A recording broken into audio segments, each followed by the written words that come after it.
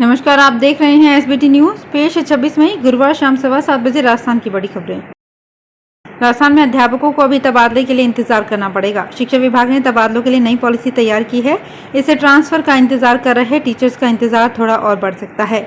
शिक्षकों ने नई पॉलिसी का विरोध शुरू कर दिया है। दरअसल शिक्षा मंत्री डॉक्टर बी डी कल्ला ने 6 महीने पहले नई ट्रांसफर पॉलिसी के तहत प्रदेश में ट्रांसफर करने की बात कही थी। पॉलिसी तैयार कर मुख्य सचिव की कमेटी को भेजी गई है। ये मुख्य सचिव की कमेटी अपने सुझाव और बदलाव लागू कर नई पॉलिसी को कैबिनेट में भेजेगी। वरिष्ठ नागरिक तीर्थ यात्रा योजना में इस बार 20,000 बुजुर्ग देश भर के तीर्थ स्थलों की निःशुल्क तीर्थ यात्रा करेंगे। तीर्थ यात्रा सितंबर-अक्टूबर से शुरू होगी।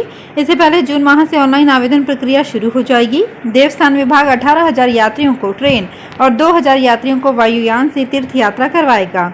इस योजना में अब 70 वर्ष के सामान्य और 60 वर्ष से अधिक आयु के दिव्यांगजन अपने साथ सहायक ले जा सकेंगे। देवस्थान मंत्री शकुंतला रावत ने बताया कि पहली बार 20,000 यात्रियों को देश भर के तीर्थ स्थलों तक ले जाया जाएगा। टीबी ग्रस्त मरीजों को समय पर इलाज और पौष्टिक आहार मिले तो वे जल्द स्वस्थ हो सकते हैं। इसी मकसद के साथ चिकित्सा विभाग टीबी मरीजों को भामाशाहों को गोद देगा। ब्लॉक, वार्ड और यूनिट के रोगियों को गोद दिया जाएगा। भामाशाह इन रोगियों को सरकार से मिलने वाली दवाइयों के अलावा अन्य सुविधाएं मुहैया कराएंगे। मरीजों को 1 वर्ष के लिए गोद दिया जाएगा। जिले में 2362 सक्रिय टीबी रोगी हैं। नरेंद्र मोदी सरकार के लगातार सत्ता में रहने के 8 साल पूरे होने पर पार्टी देश भर में उन सीटों पर विशेष अभियान चलाएगी जिन पर वो बीते चुनाव में दूसरे व तीसरे स्थान पर रही थी। ऐसे लगभग 144 सीटों पर पार्टी के केंद्रीय मंत्री प्रवास करेंगे। हर मंत्री एक लोकसभा सीट पर 3 दिन का प्रवास करेगा और केंद्र सरकार की उपलब्धियों को जनता तक पहुंचाएगा। इसके अलावा कमजोर बूथों के लिए सांसदों और विधायकों को जिम्मेदारी दी जाएगी। ये फैसला भाजपा अध्यक्ष जेपी नड्डा की अध्यक्षता में हुई केंद्रीय मंत्रियों की बैठकों में किया गया। जोधपुर की कृषि मंडियों में बुधवार को मसाला, जिंसों, हल्दी व धनिया में गिरावट देखी गई। वहीं प्रमुख मसाला फसल जीरे में मंदी रही, वही सब गोल सामान्य रहा। हल्दी व धनिया में प्रति क्विंटल 200-300 रुपए गिरावट आई है।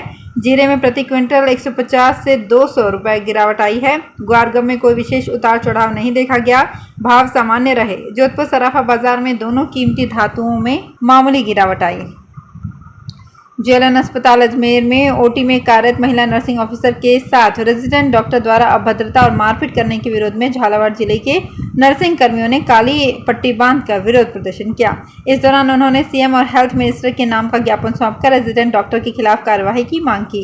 राजस्थान राज्य नर्सिंग एसोसिएशन एकीकृत झालावाड़ के बैनर तले प्रदर्शन कर रहे नर्सिंग कर्मियों ने मुख्यमंत्री और हेल्थ मिनिस्टर के नाम ज्ञापन सौंपकर आरोपी रेजिडेंट डॉक्टर ईशान के खिलाफ कार्रवाई की मांग की।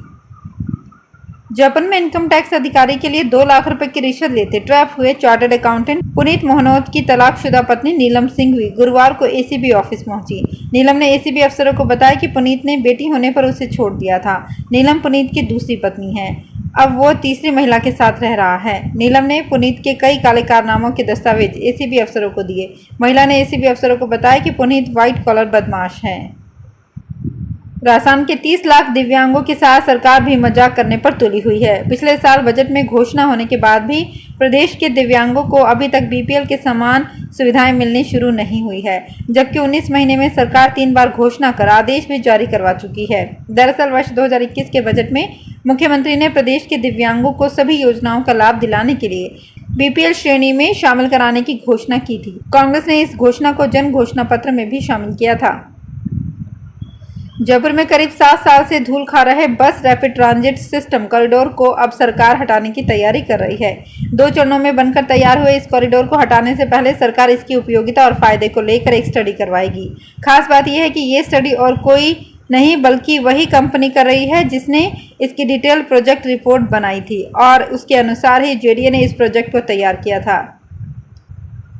पूरे राजस्थान में इस समय गर्मी का रौद्र रूप जारी है। जालौर में भी गर्मी को लेकर ऐसा ही हाल है। लू के थपेड़ों ने लोगों को झुलसा कर रख दिया है। भीषण गर्मी के चलते पत्थरों से बनी इमारतें आग उगल रही हैं। इस बीच बिना किसी खर्चे के परंपरागत तरीके से बनी झोपड़ियां लोगों को भीषण गर्मी से राहत दिलाने का काम कर रही हैं। दिखने में आकर्षक होने के साथ साथ इन झोपड़ियों में घुसते ही ठंडक का एहसास होता है। बॉलीवुड सिंगर मिका सिंह जोधपुर में इन दिनों अपनी दुल्हन ढूंढ रहे हैं। इसके लिए कई सेलेब्स जोधपुर आ रहे हैं। द उम्मेद होटल को भी दुल्हन की तरह सजाया गया है। दरअसल जोधपुर में इन दिनों रियलिटी शो स्वयंवर मिका दी वोटी की शूटिंग चल रही है। मीका से शादी करने वाली दुल्हनें भी उम्मेद होटल में ठहरी हुई हैं। मीका दी बोटी की शूटिंग 7 जून तक चलेगी। मीका सिंह का ये शो स्टार भारत पर 19 जून तक चलेगा। अलवर सरिस्का के अबजपुरा रेंज के बिरकड़ी गांव के पास 4 साल का लेपर्ड 40 फीट कुएं में गिर गया, जिसे वन विभाग की टीम ने ट्रैंकुलाइज कर बाहर निकाला। कुएं के अंदर भी लेपर्ड को पानी पिलाया गया ताकि गर्मी से कुछ राहत मिले। इसके बाद ट्रैंकुलाइज किया गया। कई बार शिकार करते समय भी जानवर कुएं में गिर जाते हैं। सरिस्का की अजबपुरा रेंज को बुधवार दोपहर को लेपर्ड के कुएं में गिरे होने की सूचना मिली थी। कांग्रेस ने केंद्र सरकार पर जनता के साथ छल करने का आरोप लगाते हुए कहा कि अब अच्छे दिनों की फ्लॉप फिल्म उतर चुकी है। कांग्रेस ने मोदी सरकार के 8 साल पूरे होने के मौके पर 8 साल 8 छल, भाजपा सरकार विफल शीर्षक वाले एक पुस्तिका भी जारी की है।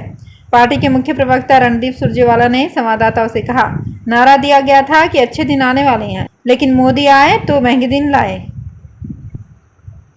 हरियाणा प्रदेश के सभी सरकारी स्कूलों में ग्रीष्मकालीन अवकाश की घोषणा कर दी गई है। प्रदेश के सभी सरकारी स्कूलों में 1 जून से 30 जून तक गर्मियों की छुट्टियां होंगी।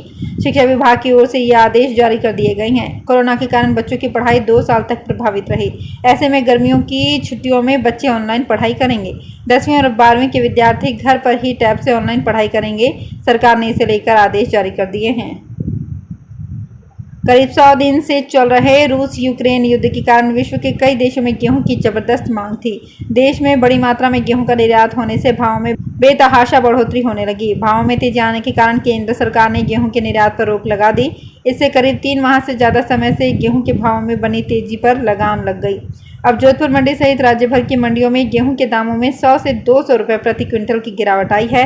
जोधपुर में करीब 3 माह से गेहूं के भाव 2700 से 3200 रुपए प्रति क्विंटल थे, जो अब गिरकर 2500 से 3000 रुपए तक पहुंच गए हैं। तो फिलहाल इस बुलेटिन में इतना ही। फिर हाजिर होंगे कुछ और बड़ी खबरों के साथ। एसबीटी न्यूज के और भी वीडियोस को देखने के लिए हमारे चैनल को सब्सक्राइब करें और नोटिफिकेशन पाने के लिए बेल आइकन को प्रेस करें।